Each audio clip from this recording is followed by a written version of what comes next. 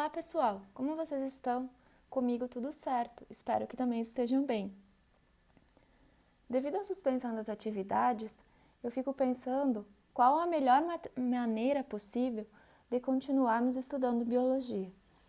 Eu resolvi que vou postar listas de exercícios da matéria que nós já vimos até agora, juntamente com alguns vídeos de revisão. Vou continuar postando vídeos sobre matérias novas e listas de exercícios. Porém, eu gostaria de lembrar que nada disso é obrigatório. Toda a matéria, bem como a revisão, será vista quando retornarmos às atividades. Então, vai da vontade de cada um de fazer ou não as atividades propostas. A primeira matéria que nós vimos na aula presencial foi sobre método científico. Nós começamos a nossa aula falando sobre biologia. Sobre o que é a biologia? É a ciência que estuda os seres vivos.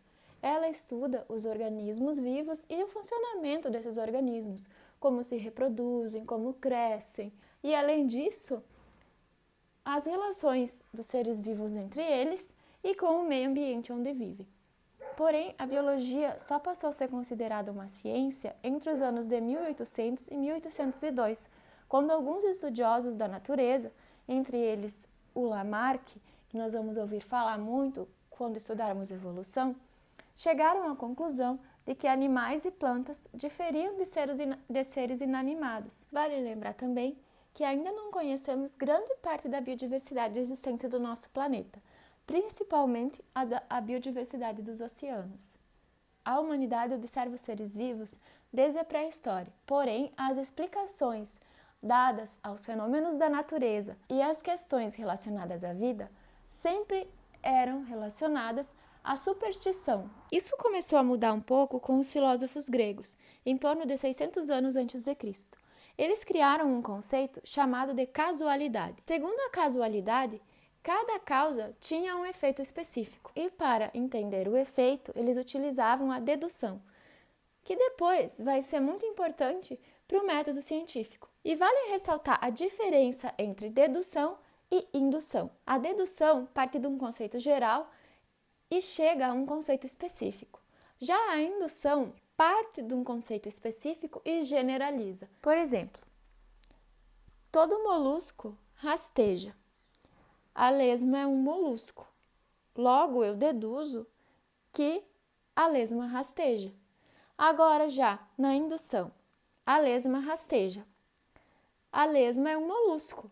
Então, todo molusco rasteja. Vejam que é parte de um específico e vai para o geral. E isso nada tem a ver com o método científico. O método científico ele é específico. Por isso que no método científico a gente usa a dedução e não a indução. E a dedução foi introduzida na ciência lá pelos filósofos gregos com o conceito de casualidade. Eles observavam um fenômeno e deduziam qual seria o seu efeito. Mas o método científico teve sua origem com a Revolução Científica.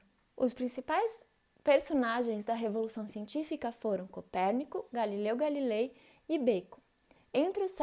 Isso aconteceu entre os séculos 16 e 17. O método científico tem 6 passos principais.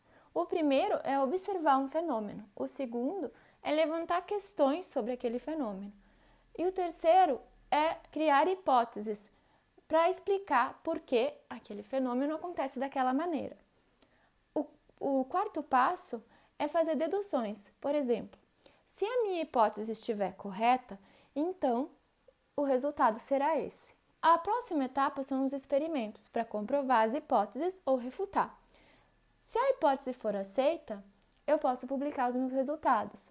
Se a hipótese for rejeitada, às vezes eu também posso publicar os resultados, porque já é um resultado suficientemente relevante para ser publicado a rejeição da hipótese. Porém, às vezes é necessário retornar e fazer novas hipóteses e novos experimentos antes de gerar um conhecimento que possa ser publicado. Vale lembrar que nem todo conhecimento é gerado pelo método científico. Existem outros tipos de conhecimento, como por exemplo o conhecimento empírico, que é relacionado ao cotidiano, sem uma experimentação, é apenas da vida comum, da experiência das pessoas em realizar determinada atividade. Também existem outros tipos de conhecimento, como conhecimento religioso, conhecimento filosófico. Porém, também o método científico não é uma receita de bolo.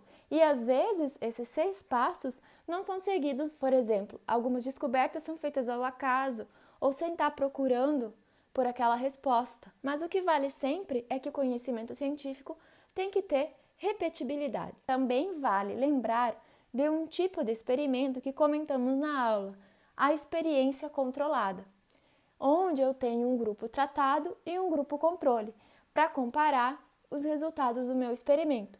Por exemplo, para um determinado grupo, eu dou um determinado medicamento. Para o grupo controle, não. E eu vou precisar fazer testes estatísticos para confirmar que existe uma diferença estatisticamente significativa entre o grupo controle e o tratado. Então, a experiência controlada sempre está relacionada com métodos estatísticos. Também vale lembrar a diferença entre teoria e lei. A palavra teoria que nós utilizamos no nosso cotidiano e a palavra teoria na ciência. No nosso cotidiano, teoria está relacionada a uma hipótese. Nós falamos, isso é só uma teoria. Enquanto na ciência, a teoria é o melhor conhecimento que se tem sobre determinado assunto no momento.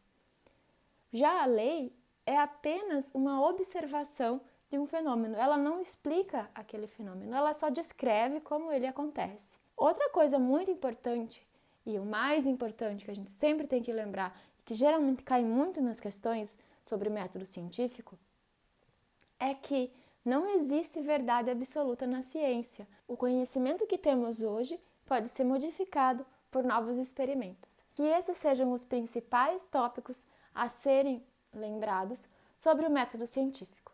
Tchau, pessoal. Até a próxima!